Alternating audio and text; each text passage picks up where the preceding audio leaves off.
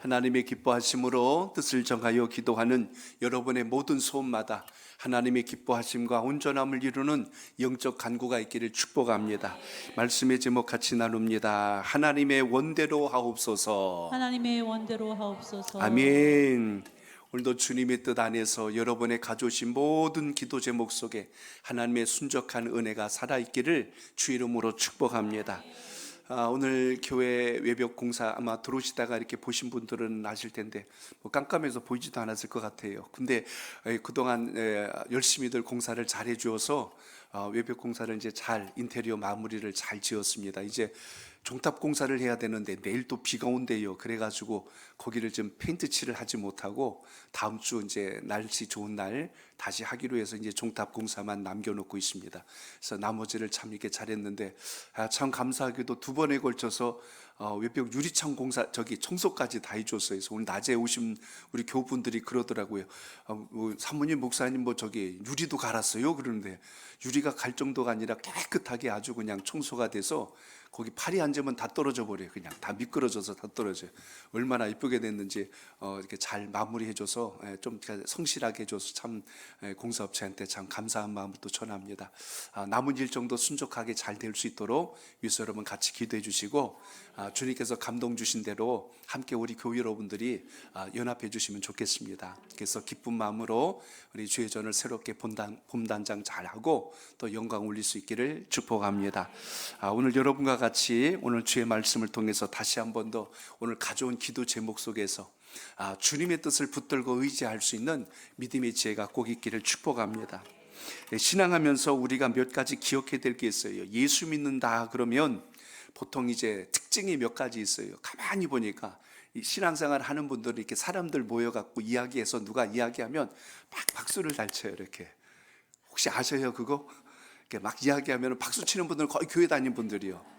그래서 축복도 잘하고 칭찬도 잘하고 격려도 잘하기 때문에 하도 소그룹 교육을 많이 해가지고 그래서 무슨 이야기만 끝나면 박수로 막 이렇게 해주니까 칭찬을 참 잘합니다. 칭찬도 잘하지만 얼굴 표정도 밝고요. 또 항상 긍정적이에요. 그러니까 그런 분들은 거의 10중 8구 신앙생활 잘하시는 분들이다. 그리고 오늘 그런 것을 보게 됩니다. 제가 지난주에 로마의 로마 시대 때 신앙적 종교적 핍박을 피하기 위하여 카타콤베에 숨어서 신앙했던 우리 믿음의 선배들 이야기를 잠깐 드린 적이 있습니다. 그때 당시 그 문헌과 자료들을 보면요, 믿는 사람들의 표식을 가지고 물고기 모양의 그 마크를 가졌어요. 그래서 익두스라고 우리가 이야기하죠. 그 단어는 물고기란 뜻인데 물고기란 단어의 첫 글자를 다 이렇게 헬라어로 풀이하면 예수 그리스도는 하나님의 아들이십니다, 이 뜻인데 그 단어의 첫 글자를 모으는 게 재밌게도 물고기란 뜻을 가지고 있어요. 그러니까 물고기라는 의미를 가만히 제가 오늘 묵상을 했는데 여러 가지 의미를 볼 수가 있습니다. 물고기를 가만히 보니까 물고기가 눈 감고 자요, 눈 뜨고 자요? 물고기를 몰라요? 눈 뜨고 자요. 그래서 제가 오늘 본문이랑 딱 맞다 제가 생각을 한 거예요. 오늘 본문에 보니까 시험에 들지 않게 뭐하라? 깨어 있으라. 참 물고기는 24시간 눈 뜨고 깨어 있더라고. 안 자고 깨어 있는 고기를 봤어요.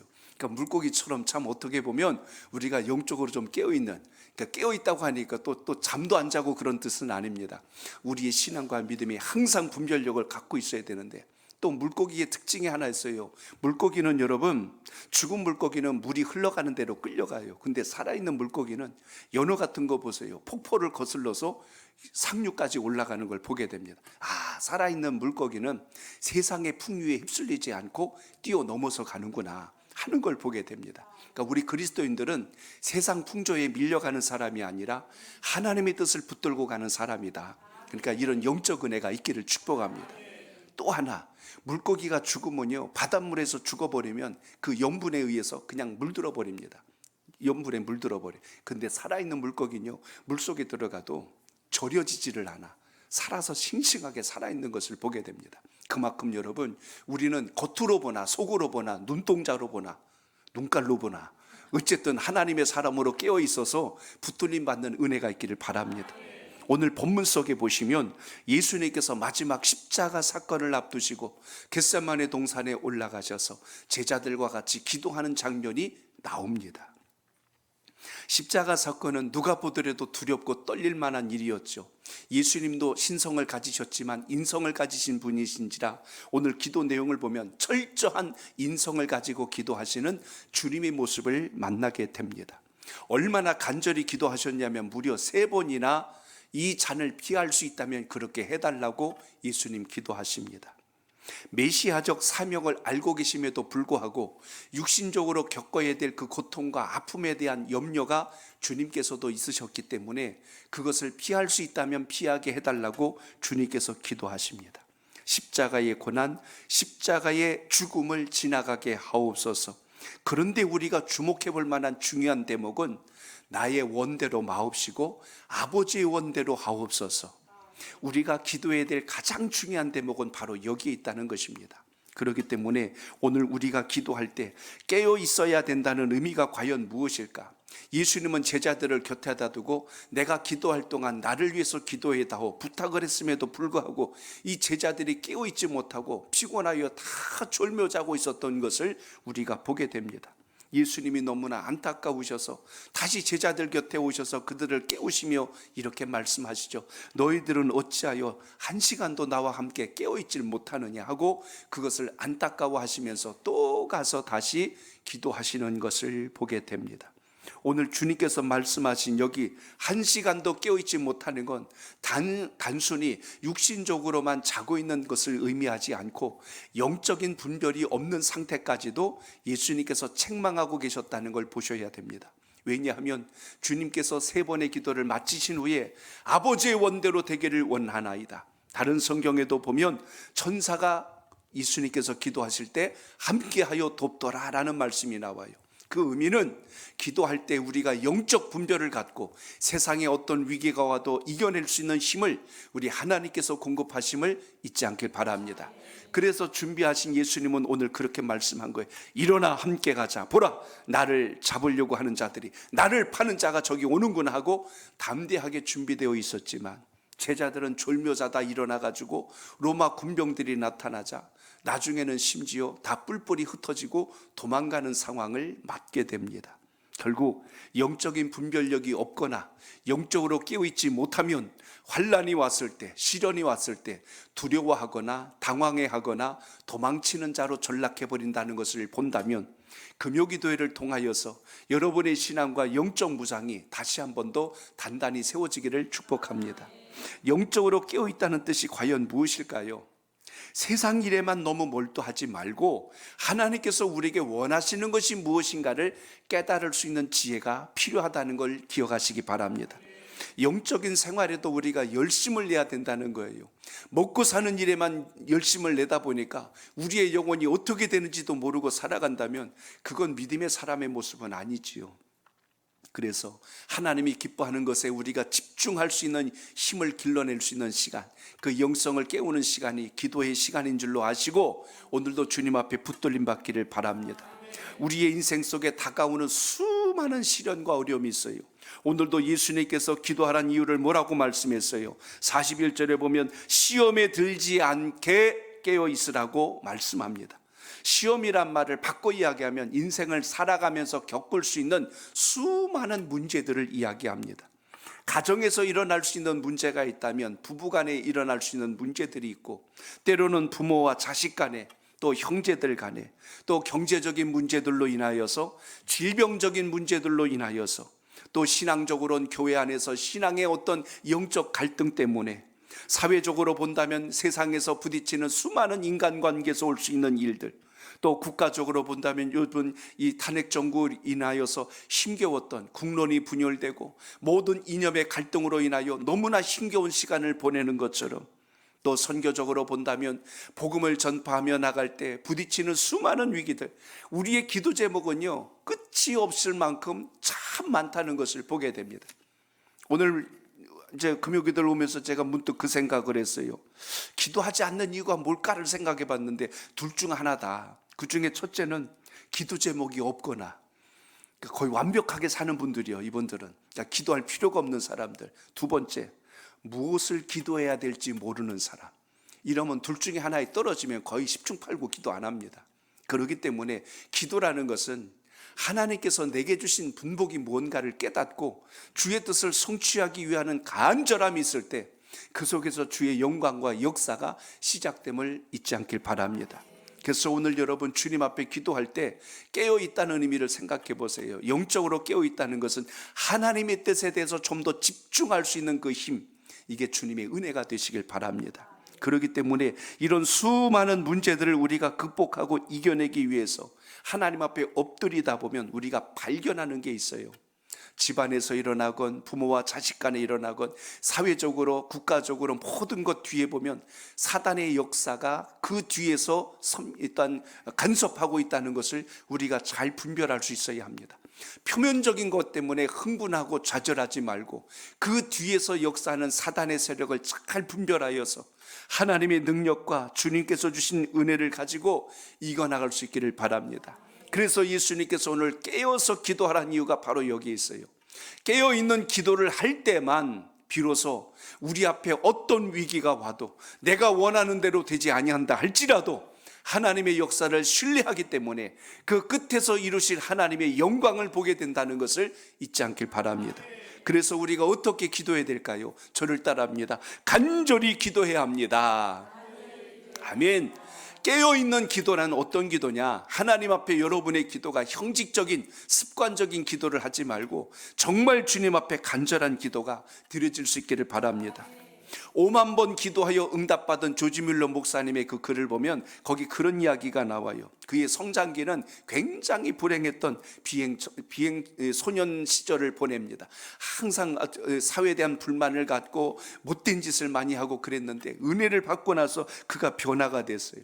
기도하는 사람으로 변화되었고 목회자가 되어서는 하나님께 늘 간구하고 고아들을 돌아보는 일에 있어서 최선을 다하는 사람으로 거듭나고 변화된 것을 봅니다. 그의 글 속에서 한 대목을 제가 인용해서 말씀을 드립니다. 항상 기도할 때요, 기도 제목을 적었대요. 그래서 기도 제목 옆에다가는 기도한 날짜, 그 옆에다는 응답받은 날짜. 그러니까 가운데 손을 그어가지고 한쪽에는 기도 제목, 한쪽에는 응답받은 내용, 이래서 날짜를 적어놓고 쭉 써나갔던 것을 이렇게 보게 됩니다. 어느 날 누가 물어봤어요. 언제까지 기도해야 됩니까? 하고 이렇게 물었을 때 조지 밀러가 이렇게 대답을 해 주었어요. 기도는 시작하는 것으로는 충분하지 않습니다. 바른 기도를 했다고 또한 얼마 동안 기도했다고 해서 만족해서도 안 됩니다. 중요한 것은 인내와 믿음의 자세로 응답 받을 때까지, 그 다음에 나온 게 오늘 첫 번째 주제입니다. 간절히 기도해야 됩니다. 언제까지요? 응답 받을 때까지. 한번 따라합니다. 응답 받을 때까지 기도해야 됩니다. 기도해야 합니다. 이게 기도하는 사람들의 영적인 자세라는 거예요. 마귀가 우리 가운데 침투해서 하는 일이 뭐냐면 그만큼 했으면 됐어, 그만큼 했으면 됐어 하고 자꾸 우리 기도를 끊어놓으려고 그래요. 포기하게 만들고 낙심하게 만들고 좌절하게 만드는 게 사단의 역사인데, 오늘 간절한 기도라는 것은 응답 받을 때까지. 오늘 예수님도 무려 3번씩 기도하시고 마지막 일어나실 땐 뭐라고 그랬어요? 일어나 함께 가자. 나를 파는 자가 가까이 왔구나. 이제 마음의 모든 것에 담대한 무장이 되어서 선언하는 것처럼 우리의 기도는 주님께서 역사하시는 그 믿음을 가지고 구할 수 있기를 바랍니다. 조지 밀러 목사님은 계속 이렇게 이야기합니다. 더 나아가서 하나님이 기도를 들으시고 응답하실 것을 믿어야 합니다. 하나님께서 들으시고 응답할 걸 믿고 기도하는 거지, 이렇게 기도한다고 하나님이 들어주실까, 이렇게 기도한다고 뭐가 달라질까, 그게 아니라는 겁니다. 실패하는 이유 중에 응답을 얻을 때까지 기도하지 않고 중간에 포기하기 때문입니다 라고 이렇게 기록하고 있습니다. 그래서 간절한 기도라는 것은 오늘 예수님께서 하신 기도를 통해서 발견할 수 있습니다. 여러분 39절 읽어보겠습니다. 39절 시작. 조금 나아가사 얼굴을 땅에 대시고 엎드려 기도하여 이르시되 내 아버지여, 만일 할만하시거든 이 잔을 내게서 지나가게 하옵소서. 그러나 나의 원대로 마시옵고 아버지의 원대로 하옵소서 하시고. 아멘. 여기에 기도하여라는 말이 나오죠. 엎드려 기도하여 이르시되, 여기 기도한다라는 표현 속에 담긴 것은, 엎드린다는 것은 간절함을 상징해 주는 의미입니다. 하나님께서 역사하실 것을 사모하는 마음을 가지고 육신의 몸을 입고 계신 예수님께서 인성을 가지고 기도하는 자세를 이야기합니다. 그 모습에 기도하는 것이 땅에 엎드려서 간절히 기도하셨다라는 것을 보게 됩니다. 그렇기 때문에 오늘 여러분, 우리의 기도와 간구 속에서 기억해야 될 것은, 하나님께 뜻을 정하셨다면, 오늘 그 귀한 시간에 나오셨다면 하나님 뜻 안에서 믿음의 기도를 집중하여 주님께 구할 수 있기를 바랍니다. 깨어 기도한다고 해서 이 악한 권세가 그럼 멀리 도망가 있느냐? 아니에요. 계속 우리의 마음을 흔들어 놓고 유혹한다 할지라도 넘어지지 않고 쓰러지지 않을 수 있는 강력한 이유가 있다면, 하나님께서 주시는 그 영성을 가지고 엎드릴 때 비로소 하나님의 영광이 만다는 것을 기억하시길 바랍니다. 예수님의 지금 시험거리는 뭐였어요? 십자가였어요. 거기에서 고난당하심, 그리고 거기에 달려 죽게 되심. 그래서 예수님은 이걸 잔이라고 표현했습니다. 이 잔을 내게서 지나가게 하옵소서. 십자가의 고난과 죽음을 피할 수 있다면 그렇게 해주세요. 지금 예수님의 기도가 그와 같았다는 것입니다. 그런데 이렇게 간절히 3번씩 기도하였어도 땀방울이 떨어지는데 마치 그 땀방울이 핏방울이 맺혀서 떨어지는 것처럼 떨어질 정도로 간절히 기도하셨다. 기도를 하는데 땀이 흘린다, 기도하는데 그게 피 맺힌 기도와 같이 떨어진다. 얼마나 주님께서 간절히 하셨을까를 한번 생각해 보십시오. 그러니 오늘 여기 기도라는 것을 주님을 통해서 본다면, 나의 요구를 일방적으로 쏟아내는 것이 아니라 주님께서 나를 향하여 하시고자 하는 뜻이 무엇일까를 발견하는 지혜가 있기를 바랍니다. 내가 원하는 대로 안 되니까 기도 응답이 없구나가 아니라, 하나님께서 나에게 원하시는 것이 무엇일까, 이걸 발견할 수 있는 기도의 능력이 여러분 속에 꼭 있기를 바랍니다. 그러니까 기도라는 것은 내가 바라는 대로 이루어지는 것이 아니라, 하나님께 때를 쓴다고 해서 그것이 기도의 전부가 아니라, 그 기도를 통하여 하나님의 소원은 무엇이었을까, 하나님은 나를 통하여 뭘 하시고자 하는가, 이걸 발견했을 때 비로소 우리가 시험 들지 않고, 비로소 우리가 넘어지지 않고 굳건하게 설 수 있다는 걸 믿고 소망 중에 기도할 수 있길 바랍니다. 자, 저를 따라합니다. 세상의 유혹과 시험을 극복해야 합니다. 아멘. 영문학 교수 가운데 이제 지금은 이제 세상을 떠나신 분이신데, 장영희 교수님, 언젠가 예배전 영상으로 한번 보신 적이 있는데요, 이분이 쓴 에세이 글 중에 살아온 기적, 살아갈 기적이란 그 글이 있습니다. 이 글에 나오는 내용 중에 한 부분을 좀 인용합니다. 이 장영희 교수님이 암으로 세상을 떠나셨거든요. 근데 이분의 삶을 거기다 참 진솔하게 기록을 했어요. 신앙심도 참 깊었던 분인데 거기 그런 이야기가 나옵니다. 암을 앓다 보니 기적이 아닌 날이 단 하루도 없었습니다. 아침에 눈을 뜨면 기적과 같은 하루가 주어졌음을 감사하고, 석양을 바라보면서 하루를 기적처럼 살아낸 것에 감사하며, 잠자리에 들 때면 하나님, 내일 아침에도 기적을 주시겠습니까? 하는 마음으로 소망을 품었습니다. 그러니까 여러분, 여기서 중요한 표현을 하나 봐요. 살아온 것이 기적이고 살아갈 것이 기적이래요. 내일 아침 눈을 뜰 수 있는 것이 기적이라고 고백한 것을 보면, 하루하루 우리의 생명을 주님께서 붙들어주고 계신다는 걸 생각할 때 우리는 매 순간 주님의 뜻 안에서 감사로 살아갈 수 있길 축복합니다. 그 글 중에요, 유학 시절 이야기를 쓴 걸 봤습니다. 유학 시절 이 장 교수님이 어떤 일이 있었냐면, 이제 그때 당시, 지금은 이제 워드 프로세서 이제 컴퓨터로 해서 이렇게 다 작업을 하고 이렇게 메모리 칩으로 다 이렇게 저장할 때지만, 그때는 타이핑을 쳐야 할 때 타이프라이터로 막 이렇게 쳐서 원고를, 논문을 작성할 때입니다. 컴퓨터를 사용할 줄 몰라서 논문을 이게 타자를 쳐가지고 논문을 거의 다 완성했습니다. 어느 날 뉴욕 친구 집에 들렸는데요, 그 도둑이 차 트렁크에 있는 모든 짐을 그냥 털어가 버린 거예요. 근데 그 짐 안에 뭐가 있었냐면, 그동안 이 박사학위 준비하면서 썼던 논문이잖아요. 이게 그 안에 있었는데 그거 같이 가지고 도망쳐 버린 거예요. 그러니 여러분 생각해 보세요. 그동안 이거 써내느라고 얼마나 애를 썼을까. 여기저기 그냥 그 USB 책 같은 거 있으면 어디다 저장을 하면 그거 뽑아서 다시 하면 돼. 그때 당시는 그런 상황이 아니라 그걸 일일이 타이프로 다 쳐가지고 타자를 해가지고 원고를 정리해 놓은 건데, 그게 같이 가져가 버렸으니 얼마나 절망스럽겠어요. 그걸 잃어버리고 나자 이 학위 논문을 잃어버리니까 세월을 잃어버린 것처럼 사흘 밤낮을 그냥 누워서 꼼짝을 못 하겠더래요. 아무것도 못 하겠더래요. 닷새째 아침 햇살이 커튼 사이로 싹 스며들 때 간신히 몸을 일으켰답니다. 그 순간 가슴 깊숙한 곳에서 속삭이는 목소리가 들렸대요. 자기 자신을 위로하는 자기 자신의 어떤 영적인 음성이겠죠. 괜찮아, 다시 시작하면 되잖아, 다시 시작할 수 있어, 기껏해야 논문인데 뭐, 내가 살아있잖아, 다시 시작하면 돼 하고 이렇게 마음에서 들려오는 용기와 위로의 음성을 듣고 간신히 힘을 내서 다시 1년 동안 논문을 기억하여 재정리하여 가지고 그걸 다시 제출을 했다고 합니다. 그때 그 논문에 기록된 말 중에 이런 게 있어요. 내게 생명을 주신 하나님과 부모님께 논문을 바칩니다. 그리고 논문 원고를 훔쳐가서 내 삶의 중요한 교훈, 다시 시작하는 법을 가르쳐준 도둑에게도 감사합니다. 야, 저는 대단한 분이라고 생각해요. 아니, 교수님 도대체 논문을 1년을 넘게 준비한 걸 훔쳐가 갖고 완전히 백지수표를 만들어 버렸는데, 백지수표가 아니죠, 완전히 무용지물을 만들어 버렸는데 오히려 이것을 훔쳐가게 해서 나의 삶을 되돌아볼 수 있는 기회를 주게 한 그 도둑에게 감사합니다. 아마 그 도둑은 이걸 보면 와야 될 것 같아요.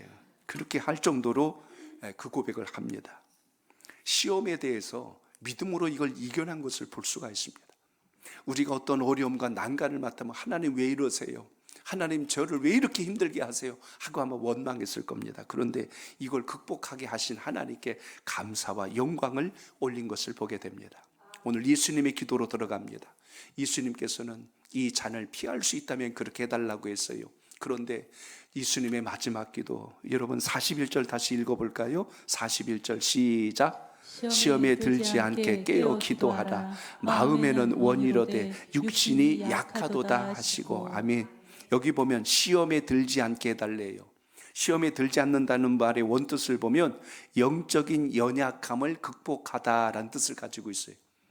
영적인 연약함을 극복하다. 그러니까 영적으로 우리가 담대하지 못하면 환난을 만나거나 시험거리를 만나면 거기에 꼬꾸라지고 다 넘어진다는 거예요.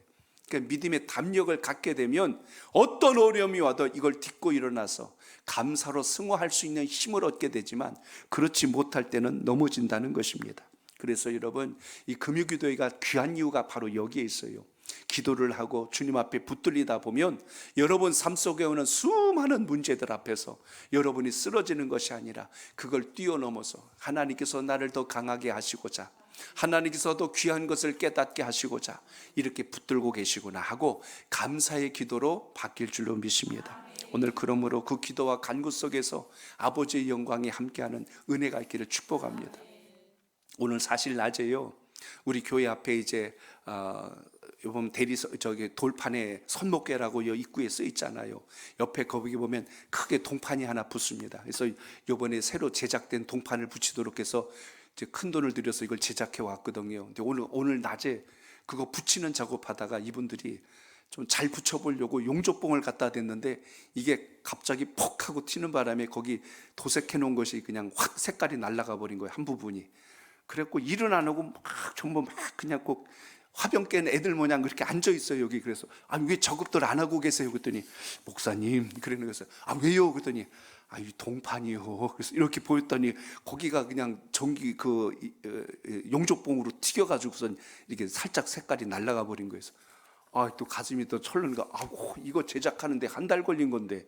그랬더니 이분들이 이거 저희가 책임지고 다 완성해 놓겠습니다. 그래서 또 거기서 다시 AS 받으면 되지요 하고 이렇게 얘기를 했는데 저희가 다 물어서 해드리겠습니다. 막 그랬어요. 전화를 해봤는데 그 공장 그 대표 사장님이 그래. 빨리 보내세요. 제가 제일 먼저 빨리 고쳐드리겠습니다. 그래서 돈은 안 받겠다고 그랬어요. 그래서 그 얘기는 안 했어요. 그래서 이렇게 했다니까 이제 이분들한테 연락처 알려드리고 주소 알려드렸더니 오늘 득달같이 가서 오늘 수리 다 받아가지고 이제 다음 주 와서 달기로는 했어요. 그래서 그런지 오늘 유리를 얼마나 깨끗하게 닦은지 몰라. 아주 막 광채가 나고 보석처럼 그냥 전면 유리가 아주 그냥 너무너무 깨끗하게 닦아 놓으신 거예요. 아주 그냥 깨끗하게 해놓고 정리정돈 아주 그냥 요만한 쇠조각 하나 없이 청소 다 해놓고, 그리고 이제 다음 주에 만나기로 이렇게 하셨어요. 참 어떻게 보면 감사하지요. 열심히 본인들이 하실 일들을 최선을 다하는 것도 감사한데, 오늘 주님 말씀을 통해서 우리가 주목해야 될 게 있습니다. 살다 보면 예상하지 못했던 일들이 올 수도 있어요. 어려움이 올 수도 있습니다. 그러나 그 순간에도 하나님은 여러분을 통하여 더 선한 길을 만들어 가시는 분이란 걸 잊지 말고 믿음의 자리에 있기를 축복합니다. 유리창 청소는 견적이 없었어요. 근데도 깨끗하게 정돈까지 잘 해주어서 참 감사한데, 우리 신앙도 그래요. 때로는 위기가 바뀌어서 기회가 될 줄로 믿습니다. 오늘 이 시간 여러분 기도할 때 당장은 해결되지 않아서 답답하고 힘들지라도 더 좋은 것을 주시는 하나님의 은혜가 여러분 삶 속에 있기를 축복합니다. 하나만 더 말씀드립니다. 오늘 주의 말씀 속에 저를 따라합니다. 하나님의 뜻을 따라 복종해야 합니다. 복종해야 합니다. 아멘. 오늘 예수님의 기도에서 우리가 배워야 할 점이 있다면 바로 이 부분입니다. 하나님의 뜻을 따라 복종해야 된다. 나의 원대로 마옵시고 아버지의 원대로 하옵소서. 오늘 헌재를 통해서 탄핵 재판의 결과가 나왔어요. 서로 진보에 속한 분들도 있습니다. 진보 성향을 가진 분들도 있고 보수적 성향을 가지신 분들도, 현 정부를 지지하는 분들도 많이 있습니다. 그러다 보니 어느 쪽에 판결이 나던 한쪽은 상심하고 낙심할 수밖에 없는 상황이었어요. 그러다 보니 모든 경찰력들이 총동원해서 가포 비상령을 내릴 만큼 오늘 굉장한 긴장과 힘든 시간 하루를 보내게 됩니다. 그런데 여러분, 성숙한 민주주의의 정치는 뭘까요? 어떤 결과가 나왔을지라도 그 결과가 법과 원칙과 그 기준에 준하였다면 우리는 그것에 대해서 존중하고 나갈 때 국가의 기관과 질서가 바른 자리로 선다는 걸 잊지 않길 바랍니다. 그리고 더 우리는 큰 눈을 뜨셔야 돼요. 나라를 움직이는 것은 한 나라의 대통령이 아니라 하나님의 섭리 속에 있다는 걸 기억하십시오. 위종자가 어떤 인물이 될지라도 하나님께서 우리 민족을 통하여 하나님의 영광을 이루시고자 움직이고 계신다는 걸 믿고 소망 중에 기도할 수 있길 바랍니다. 이거 놓치게 되면 같은 민족끼리 적이 돼버려요. 서로 원수가 돼버리고 서로 죽일 듯이 싸우려고만 그럽니다. 진영 논리로 나가면 다 적이 돼버려요. 하나로 똘똘 뭉쳐도 부족할 판국에 이념의 갈등과 충돌로 인하여 이 땅이 분열돼 버리면 누가 좋아할까? 마귀의 역사가 북한을 움직일 수도 있고 국제 정세를 움직일 수도 있는데, 이러한 혼란과 어려움 속에서 더 성숙한 자유민주주의 국가로서의 위상이 잘 설 수 있도록 하나님의 큰 그림을 볼 수 있는 믿음의 통찰이 있기를 축복합니다. 그래서 우리가 기도하는 거예요. 나라와 민족을 위해서 기도한다는 건 내가 원하는 진영 논리로 가는 게 아니라 하나님의 기뻐하심이 이루어지기를 소원하는 간구가 있기를 축복합니다.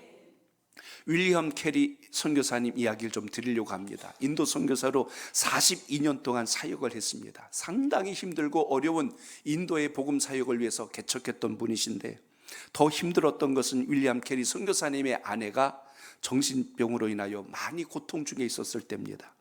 재정적인 어려움도 있었지만 선교 사역을 하기에 쉽지 않은 많은 장애물들이 있었기 때문에 버거운 시간들을 보냈습니다. 그래서 윌리엄 캐리 선교사님은 당시 인도의 또 지역이 워낙 방대하다 보니까 언어들이 너무나 많은 거예요. 그 지역 언어들을 많이 배워서 참 어떻게 보면 45개 지역의 방언들, 우리로 말하면 각 지방 사투리, 우리는 기껏해야 뭐 경상도, 전라도, 충청도 뭐 이렇게 크게 획을 그을 수 있는데, 그 지역은 거의 45개 지역의 방언이 있어요. 근데 그 언어들을 잘 또 습득을 해서 복음 전하는 것에 열심을 다하여 성경도 그 지역 언어로 번역을 해서 전하는 일을 열심히 했습니다. 이렇게 해서 선교에 뜨거운 열정을 가졌는데, 사역을 마무리할 즈음에 어느 사람이 이런 이야기를 합니다. 힘들고 그런 어려움 고난 가운데 어떻게 이 일을 끝까지 잘 수행해낼 수 있었습니까? 하고 이렇게 그 비결을 물었습니다. 그때 윌리엄 캐리 선교사님이 이렇게 대답을 해요. 저는요, 하나님의 뜻 그 이하도 그 이상도 없습니다. 하나님의 뜻만 저는 바라보았습니다. 나를 창조하신 하나님, 나를 이곳에 보내신 하나님의 뜻이 이루어지도록 하나님만 바라보았습니다. 이것이 우리가 이 세상을 살아가야 될 본질이 꼭 되시길 바랍니다. 여기서 우리가 시선이 이탈되고 삐끗하기 시작하면 그때부터 우리는 흑백 논리로 갑니다. 이원론적인 사상을 가지고 서로 갈등하고 대립하고 갈 수밖에 없어요. 어려운 순간마다 하나님의 음성에 복종하고 갔기에 그 어려운 선교 사역을 잘 감당했다는 것입니다. 오늘도 마찬가지예요. 예수님의 기도에서 주목할 것은 아버지의 원대로 되기를 원하나이다. 그러므로 우리나라도 마찬가지예요. 세계 역사도 마찬가지입니다. 하나님의 섭리 안에서 지금 움직이고 있다는 것을 기억하시고 내 생각과 내 뜻대로 되지 않는다고 해서 그걸로 낙심하지 말고 하나님의 뜻을 붙드는 은혜가 있길 바랍니다. 사도 바울이 고린도 교회 편지를 보내면서 고린도전서 9장 27절에 보면 내가 내 몸을 쳐서 복종하게 한다라고 고백합니다. 그 말은 내 생각과 내 계획과 내 뜻대로 가는 게 아니라 하나님께서 나를 통하여 일하시는 것을 나는 순종하며 갑니다. 이렇게 지금 사도 바울도 고백했다는 것입니다. 종교개혁자 마틴 루터의 그 비유를 좀 재밌는 비유라 좀 이걸 좀 인용해서 좀 드릴까 합니다. 거기에 그런 이야기가 나와요. 어느 날 사탄이 기독교인들의 영혼을 파괴하려고 마귀들에게 지령을 내렸어요. 모든 기독교인들을 다 제거하고 죽이라 하고 이렇게 이야기했어요. 그랬더니 마귀 하나가 갔다 와서 보고를 했대요. 기독교인들이 광야를 건너가고 있을 때 나는 사자를 풀어서 그들을 다 물어뜯게 만들었습니다. 모래사막에 사자들이 그들을 달려들어서 온몸을 갈기갈기 찢어놓게 만들었습니다 하고 칭찬받을 줄 알았어요. 근데 이 사단 우두머리가 이렇게 이야기하더래요. 그래서 어쨌단 말이냐, 사자들은 그들의 몸을 찢었지만 그들의 영혼은 이미 구원받았지 않느냐. 내가 찾는 것은 그들의 몸이 아니라 그들의 영혼이었다. 그들의 영혼이 하나님 품에 가지 못하도록 막았어야지 하고 오히려 책망을 하는 거예요. 두 번째 마귀가 이렇게 보고했대요. 기독교 순례자들이 배를 타고 바다를 건너가는 걸 저는 보았습니다. 그래서 제가 배에 풍랑을 보내갖고 완전히 그 바위에 부딪혀서 배가 박살나서 모두 익사하게 만들었습니다.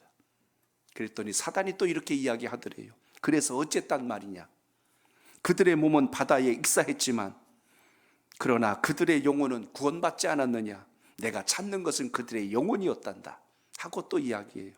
세 번째 마귀가 이렇게 보고했대요. 저는요 10년 동안 기독교인들을 깊은 잠에 빠지게 했습니다. 그리고 저는 마침내 성공했습니다. 그래서 기도할 때 안 나와. 기도를 안 해. 그랬더니 사단이 그렇게 이야기하더래요. 너무나 기뻐하면서 박수를 치더라는 거예요. 잘했다라고 그러는 거예요. 비유로 이야기한 것 같지만 뼈가 있어요. 세상의 풍랑과 환난과 역경만 난 게 위기가 아니라 하나님 앞에 기도하지 않고도 평안하다고 생각하는 게 위기라는 것을 오늘도 기억하시길 바랍니다.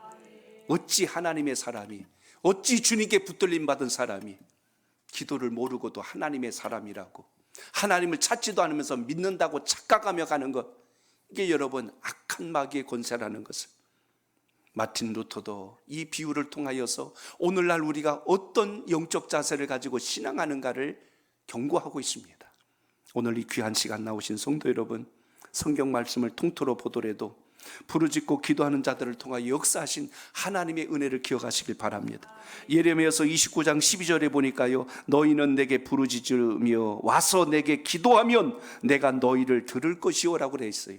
뭐라고요? 내게 부르짖으며 와서 내게 기도하면 내가 너희를 들을 것이요. 오늘 기도하는 자의 간구를 기억하신 하나님의 역사가 여러분의 간구 속에 있길 바랍니다. 예레미야서 33장 3절 여러분이 너무 잘 아시잖아요. 너는 내게 부르짖으라. 내가 내게 응답하겠고 내가 알지 못하는 크고 은밀한 일을 내게 보이리라. 내가 미처 깨닫지 못하는 것까지 깨달을 수 있는 영적인 시야를 열어주신다고 성경에 분명하게 기록되어 있잖아요. 야고보서 5장 16절에 보니까요, 이러므로 너희 죄를 서로 고하며 병 낫기를 위하여 서로 기도하라. 의인의 간구는 역사하는 힘이 많으니라. 그래서 누가 의인이에요? 기도하는 사람이 의인이요. 세상으로 무슨 도덕 윤리적으로 깨끗하고 그 정결하게 의인이 아니라 하나님 앞에 엎드릴 줄 알고 주님의 뜻을 물을 줄 아는 사람을 성경에 보니까 의인이라고 말씀합니다. 마가복음 11장 24절에 보니까 그러므로 내가 너희에게 말하노니 무엇이든지 기도하고 구하는 것은 받은 줄로 믿으라. 그리하면 너희에게 그대로 되리라. 그래서 믿고 기도하는 역사가 있길 바랍니다. 성경의 수많은 인물들을 보세요. 아브라함이 기도함으로 소돔성에서 유황불에 멸망받을 그의 조카 롯이 생명을 보존받고 나오는 것을 성경에서 보게 됩니다. 모세가 기도하여 하나님의 뜻에 순종하였을 때, 지팡이로 홍해를 내밀었을 때 홍해가 좌우로 갈라지는 역사가 일어납니다. 여호수아가 하나님 말씀에 순종하고 기도하며 여리고성을 돌 때 하나님께서 그 도성을 완전하게 허물어 그들을 정복하게 하신 역사를 우리는 말씀에서 기억합니다. 한나의 눈물은 기도가 태문을 열고 사무엘을 낳게 한 것을 우리는 말씀에서 봅니다. 히스기야가 죽을 병에 걸렸을 때 하나님께 간절히 기도함으로 15년의 생명이 연장받은 것을 성경은 기록합니다.